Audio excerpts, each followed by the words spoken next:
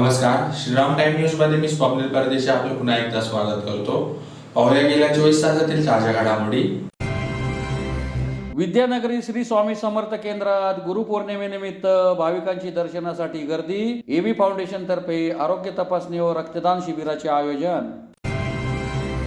विविध ठिकाणी चोरी झालेल्या चोऱ्यांची उकल केल्यावर पोलिसांकडे जप्त झालेला मुद्देमाल मूळ मालकांकडे सुपूर्द करण्याचा कार्यक्रम संपन्न। शिंदखेडा तालुक्यातील आगामी ग्रामपंचायत सरपंच निवडणुकीसाठी दिनांक 30 जून 2000 रोजीच्या काढलेल्या आरक्षणाची चौकशी करून नवीन आरक्षण काढण्याची मागणी। आणि पुरमेपाडा गावाजवळ स्कॉर्पिओ गाडी अडवून 1.5 कोटी रुपयांची लूट करणाऱ्या सुरत येथील मुख्य सूत्रधारासह तिघांना तालुका पोलिसांनी 42 लाख रुपयांच्या मुद्देमालासह केले जेरबंद। आता बातमीपत्र विस्ताराने। धुळे शहरातील दत्त मंदिर परिसरातील विद्यानगरी श्री स्वामी समर्थ केंद्रात गुरुपौर्णिमेनिमित्त भाविकांनी दर्शनासाठी गर्दी केली होती। यावेळी एबी फाउंडेशन तर्फे भाविकांसाठी आरोग्य तपासणी व रक्तदान शिबिराचे आयोजन करण्यात आले होते। गुरुपौर्णिमेनिमित्त धुळे शहरातील दत्त मंदिर परिसरात असलेल्या विद्यानगरी येथील श्री स्वामी समर्थ केंद्रात भाविकांनी दर्शनासाठी गर्दी केली होती। यावेळी एबी फाउंडेशन तर्फे येणाऱ्या भाविकांसाठी आरोग्य तपासणी शिबिरासह रक्तदान शिबिराचे आयोजन करण्यात आले होते। गुरुपौर्णिमेनिमित्त शहरातील दत्त मंदिर परिसरात असलेल्या विद्यानगरी श्री स्वामी समर्थ केंद्रात भाविकांची गर्दी झाली होती। गुरुपौर्णिमेनिमित्त परिसरातील महिला व भाविक गुरुदत्ताच्या पारायणाला बसले होते। या पार्श्वभूमीवर शहराचे आमदार अनुप अग्रवाल यांच्या एबी फाउंडेशनच्या वतीने येणाऱ्या भाविकांची आरोग्य तपासणी तसेच रक्तदान शिबिराचे आयोजन करण्यात आले होते। याचा मोठ्या संख्येने भाविकांनी लाभ घेतला। यावेळी भाजपचे जिल्हाध्यक्ष गजेंद्र रामपळकर, डॉक्टर सुशील महाजन, ओमप्रकाश खंडेलवाल, कल्पेश थोरात यांच्यासह पदाधिकारी, कार्यकर्ते व भाविक मोठ्या संख्येने उपस्थित होते। दरवर्षाप्रमाणे गुरुपौर्णिमेनिमित्त श्री स्वामी समर्थ केंद्र विद्यानगर येथे मोठ्या प्रमाणामध्ये उत्सव साजरा होत असतो। तरी 8 वाजता सकाळी गोपाळ आरती झाली, त्यानंतर 3 तारखेपासून तर 10 तारखेपर्यंत इथं पारायणला बसले होते। तरी हजारोच्या संख्येने लोक इथं पारायणला बसले। स्वामी समर्थ केंद्रामध्ये 384 लोक आता पारायणला बसलेले होते व त्याप्रमाणे इथं मोठं महाभंडाऱ्याचं आयोजन केलेले हो एबी फाउंडेशनच्या वतीने इथं मोठं आरोग्य शिबिर राबवण्यात येत आहे व रक्तदान शिबिरही राबवण्यात आहे। तरी दर सालाबाजाराप्रमाणे आम्ही मोठ्या प्रमाणात इथं उत्सव साजरा करत असतो। स्वामी समर्थ केंद्रात इथे अनुप अग्रवाल, जिल्हाध्यक्ष गजेंद्र शेठ आंबळकर, ओम भैया खंडेलवाल यांनी हजेरी लावली, त्यांचे मी आभार मानतो। धुळे शहरातील पोलीस मुख्यालयातील विविध उपयोगी हॉल येथे जिल्ह्यात ठिकठिकाणी झालेल्या चोऱ्यांची उकल केल्यावर पोलिसांकडे जप्त झालेल्या 42 लाख रुपये किमतीचा मुद्देमाल मूळ मालकांकडे सुपूर्द करण्याचा कार्यक्रम जिल्हा व सत्र न्यायाधीश माधुरी आनंद यांच्या प्रमुख उपस्थितीत संपन्न झाला। जिल्ह्यात ठिकठिकाणी झालेल्या चोऱ्यांची उकल केल्यावर पोलिसांकडे जप्त झालेल्या 42 लाख रुपये किमतीचा मुद्देमाल मूळ मालकांकडे सुपूर्द करण्याचा कार्यक्रम पोलीस मुख्यालयातील विविध उपयोगी हॉल येथे जिल्हा व सत्र न्यायाधीश माधुरी आनंद यांच्या प्रमुख उपस्थितीत संपन्न झाला। जिल्ह्यातील विविध पोलीस ठाणे अंतर्गत चोरीस गेलेला मुद्देमाल गुन्हा उघडकीस आणल्यानंतर कायदेशीर प्रक्रिया पूर्ण करून संबंधितांना परत करण्याची सूचना नाशिक विभागाचे विशेष पोलीस महानिरीक्षक दत्तात्रय कराळे यांनी पोलीस अधीक्षक श्रीकांत दिवरे यांना केली होती। त्यानुसार सोने चांदीचे दागिने व रोख रक्कम असा 23,845 रुपयांचा मुद्देमाल 6 जणांना देण्यात आला। टँकर, ट्रॅक्टर व ट्रॉली असा 2.5 लाखांचा मुद्देमाल 3 जणांना वितरित करण्यात आला। 4,90,000 रुपयांच्या दुचाकी 14 जणांकडे सुपूर्द करण्यात आल्या। 11,61,790 रुपये किमतीचे मोबाईल 96 जणांना देण्यात आले। असे एकूण 42,02,635 रुपयांच्या मुद्देमालाचे वितरण गुरुपौर्णिमेचे औचित्य साधून पोलीस मुख्यालयातील विविध उपयोगी हॉल येथील सभागृहात संबंधितांना देण्यात आले। आपापला मुद्देमाल परत मिळताच सर्वांनीच न्यायव्यवस्थेसह पोलिसांचे आभार मानले। यावेळी जिल्हा प्रमुख न्यायाधीश माधुरी आनंद, जिल्हा पोलीस अधीक्षक श्रीकांत दिवरे, पोलीस उपअधीक्षक राजकुमार उपासे, उपअधीक्षक सागर देशमुख, स्थानिक गुन्हे अन्वेषण शाखेचे पोलीस निरीक्षक श्रीराम पवार, राखीव पोलीस निरीक्षक मुकेश माहुले यांच्यासह विविध पोलीस ठाण्यातील प्रभारी अधिकारी, मुद्देमाल कारकून, पोलीस कर्मचारी उपस्थित होते। आज गुरुपौर्णिमा असल्यामुळे आज जो प्रोग्राम आयोजित केला आहे आपल्या धुळे जिल्ह्यातील पोलीस मुख्यालयामार्फत आणि त्याला मार्गदर्शन करणारे आपले SP श्री भिवरे साहेब हा अत्यंत खूप सहारणीय असा प्रोग्राम आयोजित केला आहे, जेणेकरून की ज्या आपल्या नागरिकांचे त्यांच्या वस्तू म्हणजे जसे की सोनं असेल, चांदी असेल, पैसे असतील, गाड्या असतील, त्या चोरी गेल्या होत्या आणि अथक परिश्रम करून आपल्या धुळे जिल्ह्यातील सर्व पोलीस यंत्रणेने त्या परत मिळवून दिल्या आहेत त्यांना आणि त्यामुळे त्यांना आज लाभार्थ्यांना सर्व आज जो त्यांचा वस्तू चोरीला गेलेला परत देण्याचा सोहळा आयोजित केला आहे तो अत्यंत सेलिब्रेशन करण्यासारखा आहे आणि आजचा दिवस फार सफल झाला असं मला वाटतं. त्यामुळे सर्वांनी याचा लाभ घ्यावा आणि पोलीस यंत्रणेला माझ्याकडून खूप शुभेच्छा.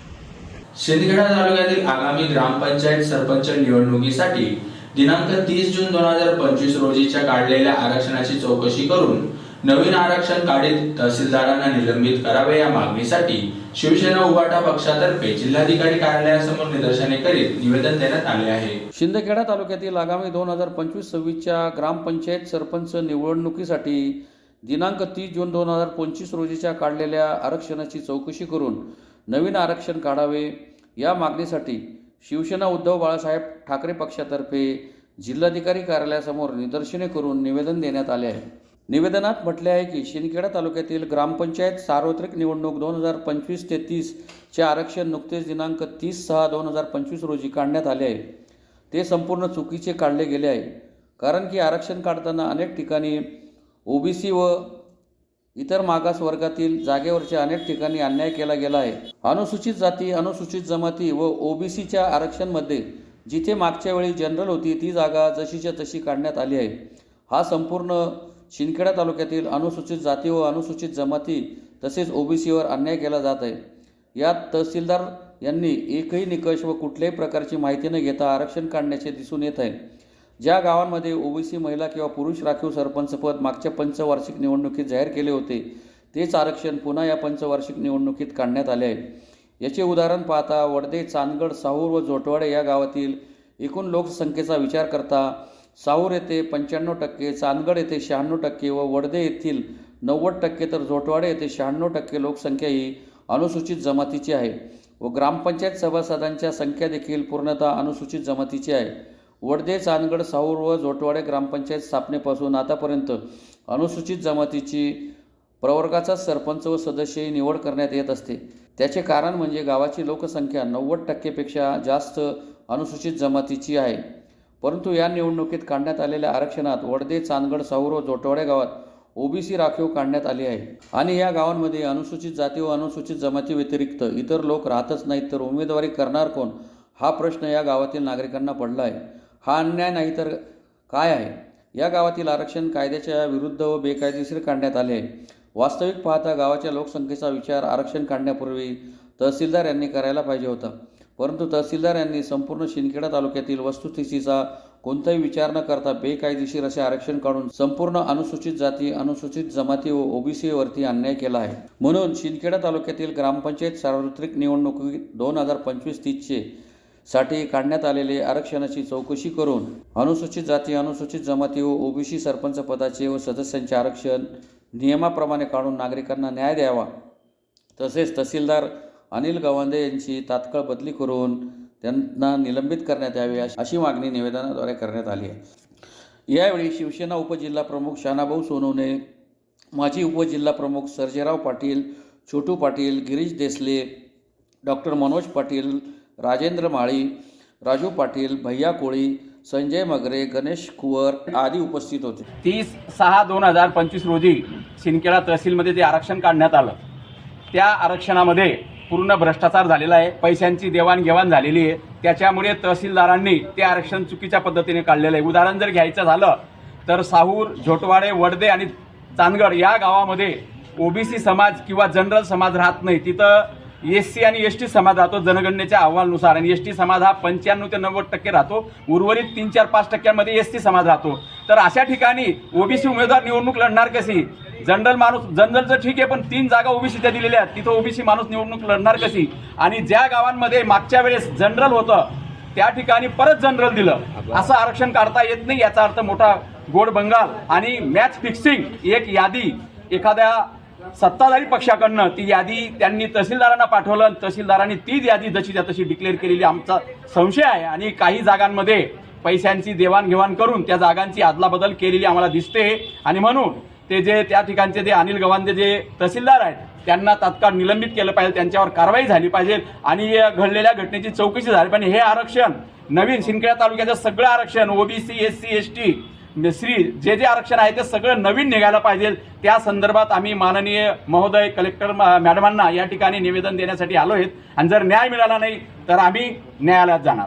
मुंबई आग्रा महामार्गावर कुर्मेपाडा गावाजवळ स्कॉर्पिओ गाडी अडवून 1.5 कोटी रुपयांची लूट करणाऱ्या सुरत येथील मुख्य सूत्रधारासह तिघांना तालुका पोलिसांनी जेरबंद करीत त्यांच्याकडून 42 लाखांचा मुद्देमाल जप्त केला आहे। मुंबई आग्रा महामार्गावर कुर्मेपाडा गावाजवळ स्कॉर्पिओ गाडी अडवून तब्बल 1.5 कोटी रुपयांची रोख रक्कम लुटण्यात आल्याच्या गुन्ह्याची उकल करण्यात धुळे तालुका पोलिसांना यश आले असून सुरत येथून मुख्य सूत्रधारासह तिघांना जेरबंद करीत त्यांच्याकडून 42 लाखांचा मुद्देमाल जप्त करण्यात आला आहे। याबाबत अधिक माहिती अशी की तक्रारदार कल्पेशभाई रमणभाई पटेल राहणार सुरत गुजरात व चालकासह त्याच्या MH43CC 264 क्रमांकाच्या स्कॉर्पिओने लखनौ येथून मुंबईकडे जात होते।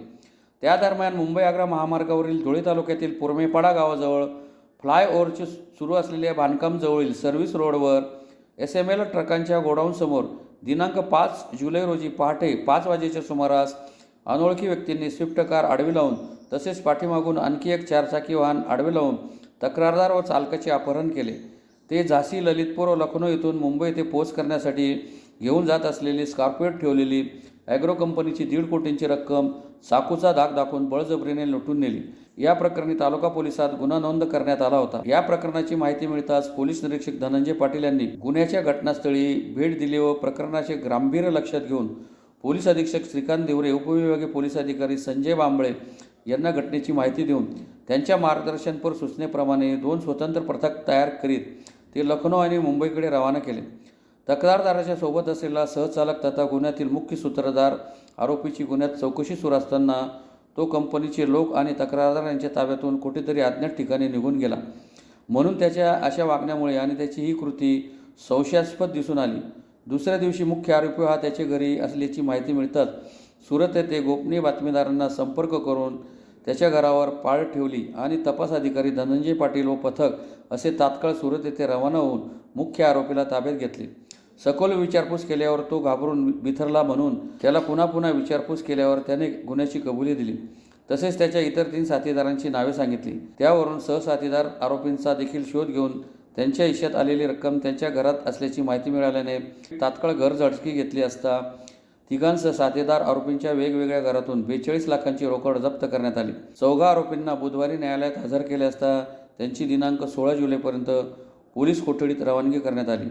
सदरची कारवाई धुळे तालुका पोलीस ठाण्याचे पोलीस निरीक्षक धनंजय पाटील, सहाय्यक पोलीस निरीक्षक विवेक पवार, नितीन चव्हाण, कुणाल पानपाटील, उमेश पवार, ललित खळगे, सुमित ठाकूर, विलास बागुल, चेतन कंकरे, विशाल पाटील, किशोर खैरनार, कुणाल शिंगाणे, प्रतीक देसले, रवींद्र सोनवणे, गजेंद्र मुंडे, सुरेंद्र खांडेकर, प्रमोद पाटील, रवींद्र राजपूत आदींनी केली।